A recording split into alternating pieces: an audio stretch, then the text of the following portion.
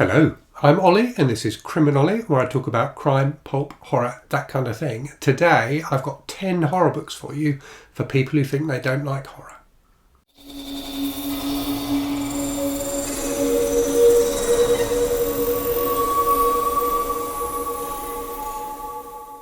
So this is going up on Halloween, which is probably a bit late for a recommendations video for 10 horror books for people who don't like horror.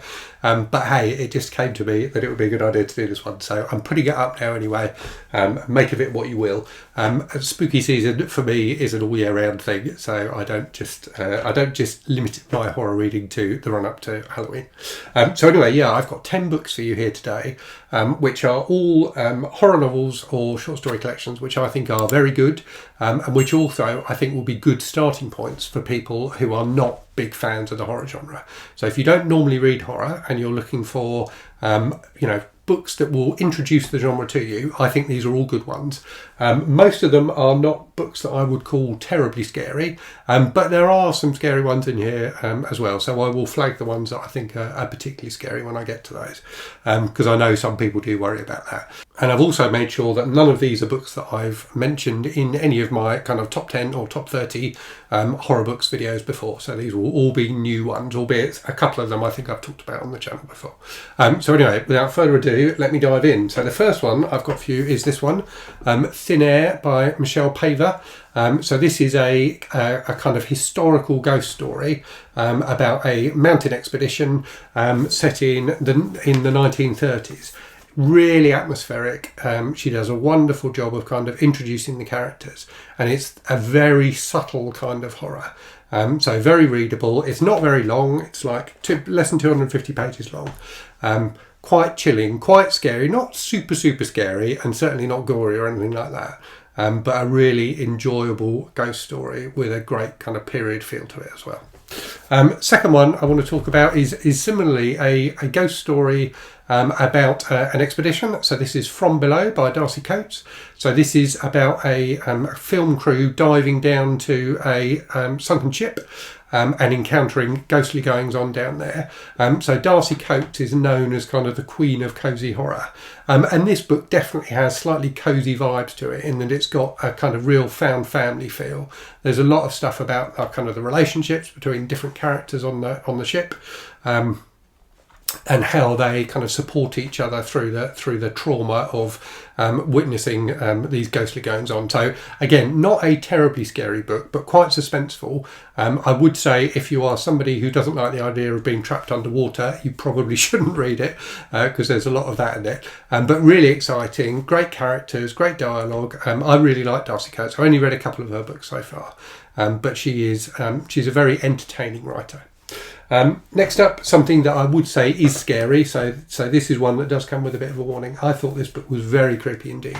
This is The Fisherman by John Langan. So I've chosen this one, A, because I think it's an excellent book, but also because it's a good introduction to certain styles of horror. So it has it uses a technique which is quite common in horror stories, particularly classic horror stories, of people kind of telling you about things that have happened in the past. So this one is about two guys, both of whose wives have died, who go fishing together and discover a very unusual fishing spot, shall we say. So it's got kind of elements of cosmic horror, so it's quite feels quite like a writer called H.P. Lovecraft at times. So Lovecraft is a kind of writer from the early 1900s, who wrote a lot of fantastic horror and is very influential on the genre. And this is a book that introduces a lot of his a lot of the themes that you get in Lovecraftian horror, but without the baggage of the racism which is often present in Lovecraft's books. So I think this is a really, really good book, but it is genuinely scary. It gets creepier and creepier as it goes on. Okay, next up, some short stories. So it's difficult to pick a particular collection for this author because they wrote so many short stories and they've been so widely anthologised and collected in loads of different collections. So I'll put up some pictures of a few that I think have got particularly good stories in, but the author is Roald Dahl. So Roald Dahl obviously is best known for his children's books, but he also wrote a ton of short stories for adults, which are A, brilliant short stories, and B, often really creepy. So he's a master of that, what I would call the kind of Twilight Zone style of short story, where you've got kind of a build up that gets creepier and creepier, and then a fantastic twist at the end. So Roald Dahl does that brilliantly, and indeed there was a TV show in the UK called Tales of the Unexpected, which used his stories as the source for a lot of the episodes. It's kind of like the UK equivalent of the Twilight Zone. So yeah, Roald Dahl's short story collections are absolutely brilliant. He's a wonderful writer, often quite kind of darkly humorous, as you would expect if you've read any of his kids' books. But yeah, definitely worth reading his adult short fiction as well. Another classic author next, Shirley Jackson. So I could have gone with The Haunting of Hill House, but I have talked about that in one of my other videos. So I thought I'd go with We've Always Lived in the Castle instead, which is a kind of Southern Gothic masterpiece from Shirley Jackson about this very strange family living in a dilapidated house in the southern states of the US. So very creepy. It's got a kind of mystery at its heart that kind of gradually builds up as the story progresses, and at the end you find out what's really going on. But a fantastic book. Shirley Jackson is a brilliant writer, also a great writer of short stories like Roald Dahl, so do check out her short fiction as well. Yeah, We've Always Lived in the Castle, I think, is probably my favourite of her novels that I've read. A really effective horror novel, but also a great work of literature. Next up, something a bit newer. So this is Ring Shout by P. Djeli Clark.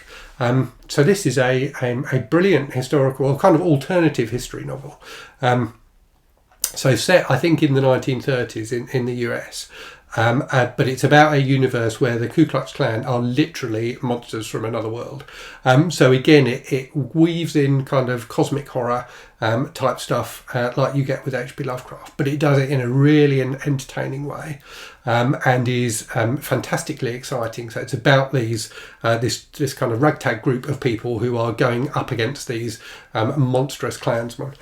So yeah, a really fun, kind of slightly pulpy read at times. Lots of kind of good adventure stuff in there, and also some fantastic commentary on kind of race relations in the US. So a really good book, thoroughly recommended. Next up, a book, well, you may not have heard of the book, but you'll definitely have heard of the film. So Psycho by Robert Bloch, the novel that spawned the Hitchcock film. So this is like some of the other books I've talked about, a very short book. So this is less than 150 pages. If you're familiar with the film, you will know the story. But the book gives a very different kind of slant on things and gives you a lot more information into the kind of inner workings of Norman Bates' mind. So definitely one to read if you're a fan of the film, and a great kind of suspense novel with a kind of deep kind of level of psychological horror built into it. So it is quite a disturbing book in some ways, more so than you might expect for a book of its age. But yeah, Norman Bates' mind is definitely not somewhere you want to stay for too long. But yeah, another really fantastic book, really gripping, really well written, and you can read it in a couple of hours.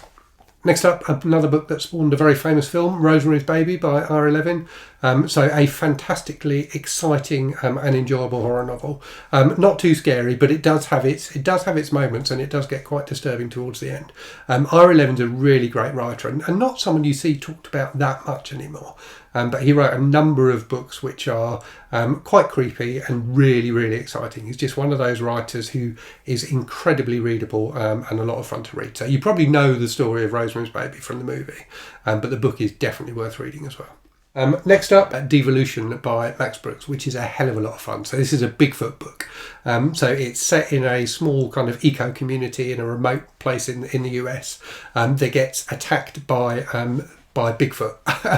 And it's just really exciting, really well plotted. He does a fantastic job of kind of building up the mystery and suspense, and it ends up just being a fantastically enjoyable. It's quite brutal, but not really scary. A fantastically enjoyable kind of horror adventure type book, and well worth reading in my opinion.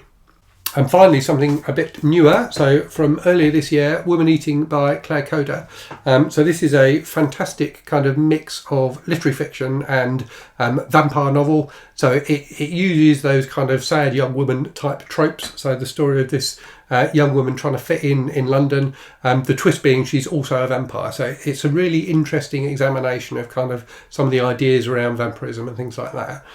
But it's incredibly readable and relatable as well, because of the central character. So another really interesting and entertaining book, which I definitely recommend if you're not normally a horror fan.